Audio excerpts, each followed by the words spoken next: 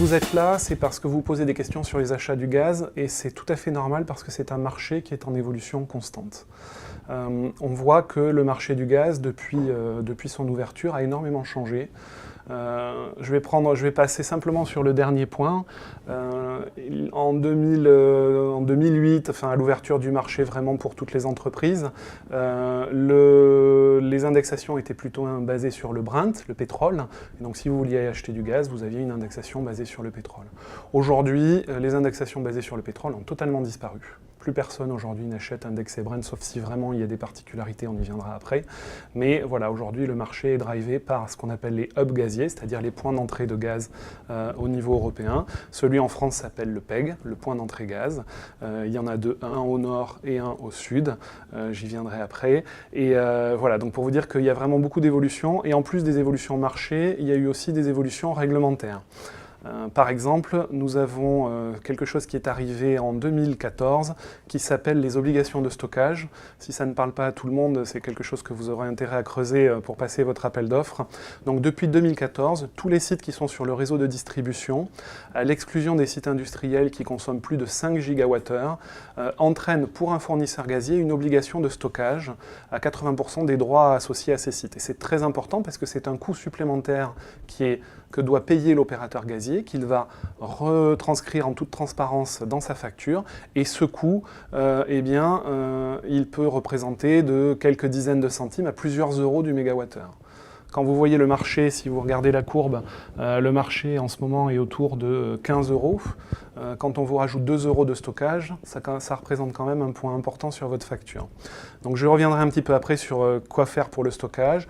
Et on a un deuxième point actuellement qui est encore important et qui va l'être encore pour un peu plus d'1 an et demi. C'est ce qu'on appelle le spread nord-sud. C'est-à-dire que si vous êtes dans le sud de la France, vous allez payer votre gaz un peu plus cher que dans le nord. Tout simplement parce qu'il y a 2 zones gazières aujourd'hui en termes de réseau, et le passage d'une zone à l'autre, on n'a pas assez de tuyaux aujourd'hui, on est en train de faire des travaux pour augmenter la taille des tuyaux, mais voilà, il y a un peu moins de possibilités de faire venir du gaz dans le sud que dans le nord. Donc du coup, qui dit manque de gaz, dit augmentation des prix. Donc les prix sont un petit peu plus chers dans le nord, et aujourd'hui c'est un point qui est significatif et sur lequel il faut s'interroger si vous avez des sites dans le sud, et ce sera tout à fait normal qu'un opérateur gazier vous fasse des prix différents si vous avez des sites dans le nord et des sites dans le sud. Alors heureusement, les zones nord et sud vont fusionner suite à des travaux justement pour vraiment augmenter la taille des tuyaux en novembre 2018, et ce point-là sortira des contrats et on pourra se concentrer uniquement sur le prix basé sur la zone nord. Alors, à quoi il faut penser pour pouvoir faire votre appel d'offres gazier aujourd'hui? Comme je vous disais, l'environnement marché fluctue, il y a des fluctuations aussi sur les prix. Je vais d'ailleurs revenir là-dessus pour que vous voyez. Donc, on avait un prix à 14,50, on a un prix aujourd'hui à peu près à 14,50 pour le PEG Nord. Le TTF, c'est le plus gros hub européen qui est un petit peu au nord et qui, vous voyez, ressemble beaucoup au PEG. Il y a beaucoup d'échanges entre ces différents hubs. Et donc, et vous avez en bleu foncé le TRS, c'est le PEG Sud, qui est un petit peu plus cher, comme vous pouvez le constater, qui, si vous regardez quand on revient en janvier, était vraiment beaucoup plus cher, par exemple. Donc en fonction de la congestion qu'il pourrait y avoir justement sur les tuyaux qui permettent d'amener le gaz du nord vers le sud, sur les bateaux de GNL qui viennent normalement à Fos compenser le manque de gaz qu'il pourrait y avoir en France. Si on manque de bateaux, les écarts vont se creuser. Donc voilà, vous voyez qu'en fonction du moment, il peut y avoir des écarts très importants.